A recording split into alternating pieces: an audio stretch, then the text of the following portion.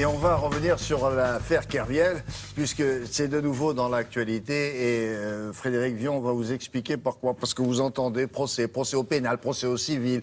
Vous ne savez pas qui fait quoi, qui va être condamné ou pas, et qui plaide. Alors, allons-y. Alors, ce qui est intéressant, c'est que l'affaire Kerviel, elle utilise vraiment tous les étages de la justice. Mais c'est la même chose pour vous et moi, hein, madame, monsieur. Si vous êtes pris dans un procès demain, ça sera exactement les mêmes recours que vous aurez, exactement les mêmes tribunaux. D'abord, il y a ce qui fait le plus peur, c'est la justice pénale. La justice pénale, dans le cas Kerviel, l'audience pénale a eu lieu en 2010. Pénale, elle donne une peine, comme son nom l'indique, donc prison ou amende ou les deux. C'est l'État qui vous attaque parce que vous avez fait quelque chose d'interdit.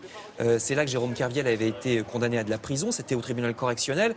Si ça avait été un meurtre, ça aurait été aux assises. Si ça avait été un dépassement de la vitesse en voiture, ça aurait été au tribunal de police. Mais tout ça, c'est pareil. C'est la justice pénale. L'État vous attaque, il vous donne une peine d'amende ou de prison. L'amende, d'ailleurs, dans ce cas-là, elle va dans les poches de l'État. Évidemment, c'est une amende. Mais il y a aussi la justice civile. Alors là, c'est différent. C'est pas l'État qui vous attaque, c'est votre adversaire, quelqu'un qui dit que vous l'avez lésé. Il y a aussi eu ça dans le cas Kerviel.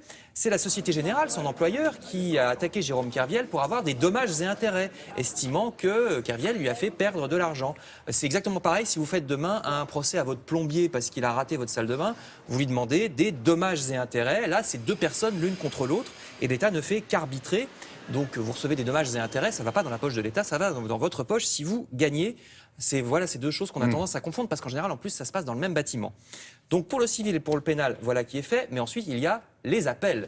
Puisque pour ces deux choses-là, vous pouvez faire appel. Appel à un ami, un truc comme ça? Non, pas appel à un ami, c'est-à-dire qu'il y a un deuxième procès. Ou la salle, ou les gens, 50-50 dans alors, la salle.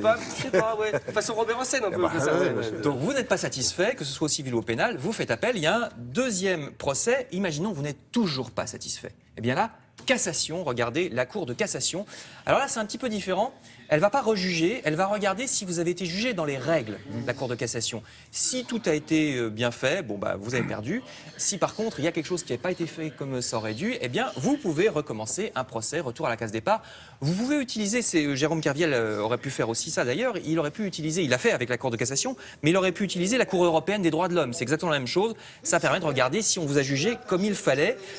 Jérôme Kerviel a réussi en cassation à faire casser une partie des choses auxquelles il avait été condamné d'ailleurs. Pardon, grosse rigolade. Ah bah oui, c'est la justice en général. Et alors il y a un tout dernier cas, et là on est en plein dedans avec le nouveau témoignage, cette magistrate. Alors, il faut expliquer pourquoi on reparle de l'affaire Kerviel. Parce qu'il y a un nouveau témoignage qui a été enregistré d'une magistrate qui dit des choses qui amènent un nouvel élément. Et là, c'est le cas ultime, c'est-à-dire même quand vous avez tout perdu, nouvel élément, là vous demandez la révision.